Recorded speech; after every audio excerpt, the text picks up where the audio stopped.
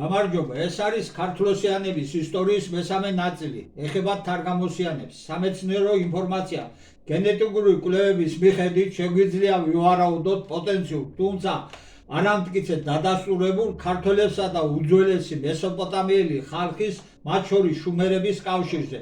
ნეოლითური, ანატოლიური, ახლო აღმოსავლური წარმომავლობისა და Y-დნმ ჰაპლოჯგუფების მეშვეობით კერძოდ ჰაპლოჯგუფ GM201-ის გავრცელება საქართველოში 39% და მისი JM172-თან ერთად ყოფნა ახლო აღმოსავლეთში მიუთითებს უძველეს მიგრაციაზე, კულტურულ ან წინაპრულ კავშირებზე კავკასიასა და მესოპოტამიის რეგიონებს შორის.